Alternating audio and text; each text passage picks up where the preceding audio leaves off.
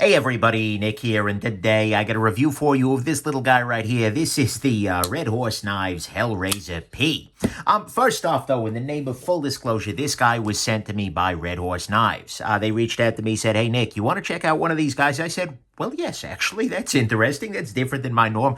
Let's go ahead and check one out." But I told them, as always, I sent them my disclaimer on my website. Told them I'm going to talk about the good, the great, the bad, the ugly. It might be a gem, might be junk. They still sent it along. Nonetheless, we have to assume this is the absolute best quality controlled one of these guys ever. And I'm really doing my best not to let that affect the nature and quality of my review. Next thing, let's do some size comparison real quick.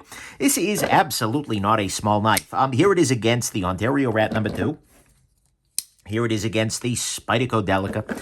And here it is against the Spyderco PM2. And so, what we see here is that in terms of actual sharpened blade length, we're not all that different from the PM2 here, but we are a little bit bigger in terms of handle size. Whatnot. This is not a small knife particularly, even though the blade-wise, it is actually not all that huge. Let me grab my ruler right quick, and that will show you a little bit more closely what we're talking about here. Yeah, we are just over 3.5 inches here of blade length, but nonetheless, it is a reasonably large knife. So there is that. There is your size comparison. Next thing, Red Horse Knives. Red Horse has been, Red Horse Knife Works, I suppose. They've been around a while, actually. It's a guy named Edward Kim is running the place. And he is kind of a martial artist type, with some private security and whatnot. You got a whole bio on the website, but nonetheless, very much kind of in that vein of things. But this kind of knife, and in fact, the Hellraiser has been a thing in the community for a while. These are pretty well known. They did a lot of custom work for a long time, and they have finally created production versions of this, the Hellraiser, which is a long-running model. This particular piece is being made overseas, but the maker actually asked me in our discussions about that, said, yeah, sure, talk about that, but we'd like you to say the following, which, okay, whatever, but I'm just going to quote you right here. "We do a pretty excellent QC process before anything ever leaves the door of my shop. I check centering via feeler gauges, use precision torque wrenches to make sure everything's properly tight. I hardness check every fifth blade for consistency, function checks, sharpness checks. One other important fact is that if there's an issue with any one of our knives, we service it right here in Chicago as well." Look, at some level, this is the kind of thing you would hope that's going on with any collaboration with an overseas factory, and honestly, it's a little bit odd that they felt the need to throw that out there, given that everybody is doing these sorts of collabs. But you know what? It's a fine sentiment. I'm glad to hear that they're focusing on quality and trying to maintain a high standard, even as they're working overseas. But anyways, there is that statement from them, and like I said, this is being made overseas, but apparently QC'd pretty heavily here in the States, at least according to their thing. But anyways, let's move on and talk about the good, the great, the bad, and the ugly of the knife that's actually on the table here. So on the good side, to start with, honestly, the ergos on this guy are surprisingly good, right? You take a look at it from afar, you're like, ooh, that's going to be challenging. But in reality, it really isn't. It locks into the hand pretty well. The clip itself, although it's got this part pointing out here, it's actually, at least for my relatively small hands, this is pretty good in the hand, right? And it's relatively thick. The whole thing is curved and contoured here, which helps a lot. But that thickness helps to make it feel pretty good in the hand. And, it locks in there pretty well with this bit of jimping here. I'm actually pretty impressed with this ergonomically. And balance-wise, it's sort of right on point, too. Balancing right about where you'd want it to. And so I appreciate that. Next thing, the carbon fiber on this is actually quite good. Carbon fiber is something that is very commonly done pretty poorly. But in my estimation, this feels good. This feels very legit. And we can see sort of the general carbon fiber pattern on the top of it here, but then as they contour it away, it kind of goes through the layers. This CF actually feels quite nice, and it feels quite light. It's not some of the like heavy stickery resin stuff. I like this. This works well. Next thing, they do have a couple of different versions of this guy. They've got some G10 models all the way down to $235. You've got this guy here with the regular carbon fiber and the satin blade at $250. And by the way, that is not a hand satin to the best of my knowledge. This looks like sort of a machine satin finish, but nonetheless, no demerit there. They have a marbled carbon fiber version for $280. Marbled carbon fiber, just so you know, looks, do I have marbled CF around? I do, actually. This is the, Oh, no, wait, this is shredded CF. Anyways, nonetheless, it's carbon fiber, but it's marblier. But anyways, they got that for $280, and then they have models with a Damascene steel blade on there for $750, which, for a production piece, it's a good chunk of change. But at the same time, Damascene steel on it, okay, sure. So they've got a bunch of different versions, ranging from the relatively pedestrian, $235 for G10 to the full-on bougie versions at $750. I like that. It's nice that people get those options. Next thing, blade on this guy is reasonable for certain values of reasonable, right? One could make some arguments about the reasonability of the whole affair here, but the thing is, technically speaking, it's pretty good, right? It's S35VN steel, which is absolutely good to go for everyday carry. It comes down to a reasonably thin edge right here, which I can't really argue with, and in fact, it came reasonably sharp. And it also has one heck of a sharpening choil. Holy choil, Batman. You will have no trouble sharpening this guy, which is a beautiful thing. So the blade on this guy, actually, it works well. It cuts pretty effectively. So I appreciate that. Next thing, this has actually a bunch of really nice little details, ranging from things like, one thing you'll notice is that very often these days, you will have non-nested liners, meaning the liners come right up to the surface here. Again, real steel record here. But at the same time, yeah, that's a different thing than this, which has the liners inside of there. This has full liners, but they are nested inside the carbon fiber. The carbon fiber is actually kind of carved away a little bit in order to nest those liners, and so you end up seeing mostly CF. And I think that's actually quite nice. It's pretty common, but it's a nice detail to see here. It also has this nice little pivot collar, which appears to, if I were a guessing man, be a red G10, which looks pretty good. I think is a really nice little accent on this guy, present on both sides. The holes on this blade here, they're very much a design touch, but one thing I like is that the holes here, including that little chamfer around them, are matched back here on the clip, including that little chamfer around them. That's a detail, right? It's a little thing. They didn't have to do that. They could have just knocked the holes out there, but they did the same chamfering, the same holes. That's nice. I like that. And then, honestly, this is a little detail, but the engraving on this guy of the company name actually turned out quite nicely. This is really done exceptionally well. A lot of times those can look a little birdy, can look a little, but, that works well. So I gotta say, the details are actually, by and large there. And so that's nice. And then finally, on the good side, this is actually quite nicely made. I don't really see any major issues with it in terms of its construction and whatnot. It's dead centered. It fit and finish is good to go. I mean, one would hope, given all the quality control they're talking about doing, but still, I'm reasonably impressed with this. So, to me, at least on the good side, it is nicely made with some nice details. A reasonable blade for certain values are reasonable, of course. It is, hold on, I just moved. There we go. Let's try that again. Here we go. They got a reasonable blade, and a few nice versions of it available for you. Nice carbon fiber and good ergos and balance. The great side, though, for me, is the action. This has a really nice action. And I say that not just as like, well, look, there are a lot of companies these days who are doing a decent action. But no, this is good. This is, I would say, a good standard deviation above the mean. This is solid. This is much better than one might expect. Not only does it have a very strong drop shot action, which given is going to be helped by the fact that you have relatively thick blade stock with a sabery style grind. There's a lot of weight here, but it's just beautifully smooth. This is really, really nice. I would say the action here is unexpectedly good, especially after service. Oh, yeah. So the action here is super duper smooth, and to me, that is quite clearly the best part of it. That is a show of some pretty impressive work, and I appreciate that very, very much. On the bad side, price-wise. Now, look, $250 is the price for this particular model. Like I said, you've got a bunch of other versions from $235 all the way up to the high end there.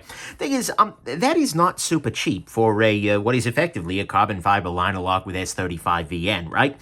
The knife market is very, very competitive, and there are a lot of knives out there that can get similar materials for a much lower price. Mind you, this is kind of being priced relative to the customs, I think, and relative to the customs, these are much less expensive.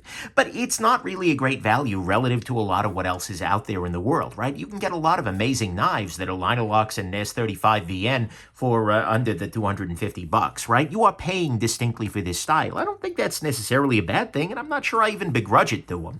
But it is definitely a pricier knife, and you are paying for the uniqueness of this particular thing. Next thing, I don't think I have to tell you that this is not exactly the peak of practical daily living, right? If nothing else, for instance, it's not going to be great for a pushing stabby cut. Like if you're trying to push into a bag, you can do it. There's a tip that kind of comes off of the fact that this has got a bit of a reverse tanto thing going on, but it's not exactly ideal for that. It's not necessarily the sliciest thing ever because you can see that the edge of the blade is not the thinnest thing, and it's also got relatively thick blade stock. And by the way, a crowned spine. I could have mentioned that, but the entire spine is rounded, which is another nice little detail in there. But anyways, it's a relatively thick blade here, and the little holes are going to get it filled with whatever you were cutting yesterday. You cut some cheese, you got some cheese in your holes there, and cut some oil, you got some cheese in your oil. Whatever, not cut some oil. Cut an oil bottle is what I meant, to make a funnel or something like that. If you're cutting oil with this will be very effective at it. This will move oil to either side of the blade excellently. I didn't test that, but I feel like I can vouch for it. Anyways, I digress. This guy is not exactly the peak of practicality. The other thing it's got going for it is a lunchroom acceptability factor of, oh my God, weapon! This is going to send Irma diving under the table with her cell phone open calling HR, right? This is not something you take out in the lunchroom in your average lunchroom and use this to open up your packet of whatever you're having for lunch, right? So practicality-wise, it's maybe not the straightforward kind of choice. Next thing, this is a little bit on the heavier side. Not saying it's super heavy, but it's certainly not a super lightweight knife, even though it is made substantially of carbon fiber. We've got 4.62 ounces here for just over about 3.5 inches here. And for what it's worth, it is also just over 3.5 inches, he says, reasserting a fact. But that actually could be of meaning to somebody who has a law that limits them to 3.5 inches. Not a super common legal line, but it is one to keep in mind. Next thing, this guy is a little wide at the top of the pocket. What I mean by that is this is going to go into your pocket, and it's going to hang roughly here. And you have a fair amount of material up top, including some of the blade hanging out of the top. And mind you, there's nothing exposed or anything like that. It's not a danger, but it just means that at the very top of your pocket, you have a relatively thick item up there, as opposed to some knives that will carry, for instance, like the Spyderco Delica, will carry much more narrowly at the very top of the pocket. So this is definitely one that you're going to feel a little bit more than usual as you're carrying it there. It's just something to keep in mind. Next thing, as you're gripping this guy, the comfortable grip for me on this is about here, and that means I've got about an inch between my hand and the blade itself. It's not particularly unwieldy, but it is definitely not something I would feel super great about for ultra hyper detailed work where I might want to choke up all the way up close to the edge of the blade or something like that. That's not the end of the world. It's just something you want to keep in mind. I'm nitpicking a little bit here, but at this price range, okay, sure. Next thing, this is a little bit on the trickier side to close because that action is so good. This is a finger guillotine. And look, I like a drop shutty action. Believe you me, I do. But one of the things that makes that actually a little easier is having a flipper tab. Give me a knife that we'll have. Okay, here you go. So on this guy right here, this is the CRKT Bonafide. When you are closing the knife, the flipper tab actually hits your thumb, so that way you get the lock bar up onto the blade, and then you can go the rest of the way. Whereas with this guy, there's really nothing to hit your thumb aside from this corner of the blade. And so as a result, as I was carrying this guy, I always made a point of closing it on its side. Like literally holding it like this and doing that kind of an affair. That way it's not going to come flying down at me. Is it the end of the world? No, but it's definitely one that takes a little bit more caution to close than some. And this is one of those arguments that people do make about drop shuttiness, although being a fun aesthetic, not necessarily being super practical. Anyways, then finally on the bad side, the big thing that I'm sure a lot of people are going like, oh my God, Nick, are you looking at this design?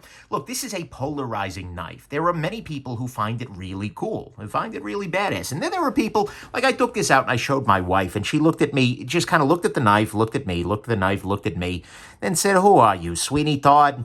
And I think that kind of covered it, right?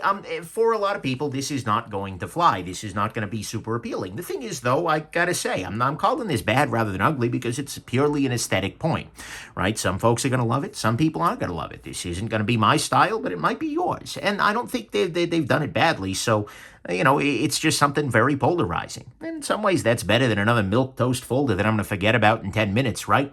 But at the same time, that's definitely a factor. So to me, at least, all of that is the bad, is that it's a very polarizing style that's going to be very bad for some people and very good for others. It's a little tricky to close because it has no flipper and a super drop shutty action.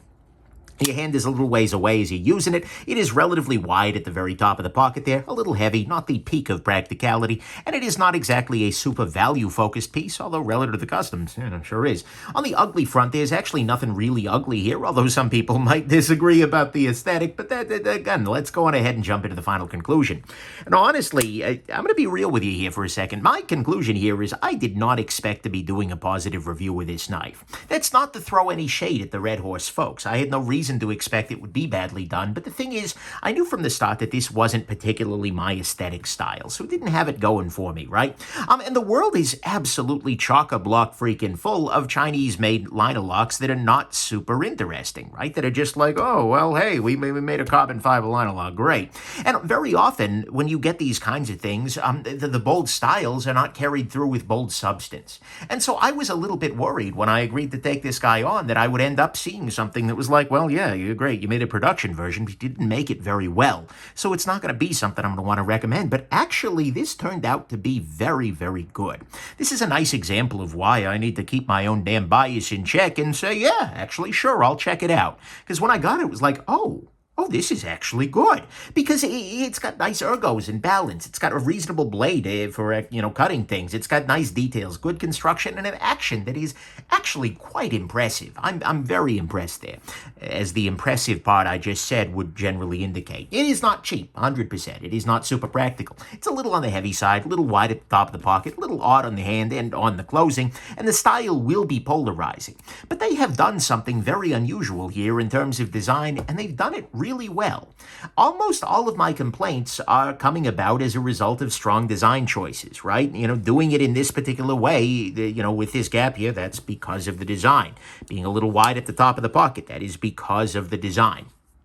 All of these things are in service of a design that is not going to be universal, but it's going to be interesting, and I gotta respect that. I gotta say, they went for it. This was a full send, so to speak. Not only did they go full on with the design, but they went full on with the production too, and they've got something here that ends up being quite nice, and I have to respect it. It would have been very easy to phone this in, given the uniqueness, like, oh, someone who wants the design will buy it anyways, whatever, I don't have to. But they did go some extra miles here. I can see that they took some pride, and that shows a little in the price tag, but I can totally see it being compelling to some. That said, we have reached the point in the review where, well, let's be real here. There is not a human in the world who, watching this video, does not know exactly what they think at this point in time.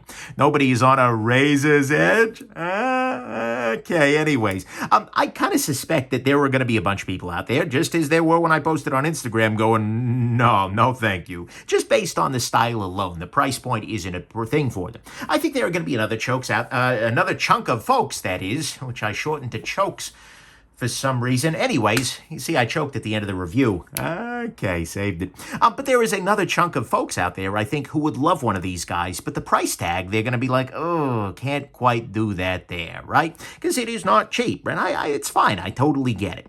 But there is going to be a last group of people. The other part of this compliment set, so to speak, are the people who have both the look at this and going, oh, yes, I like that.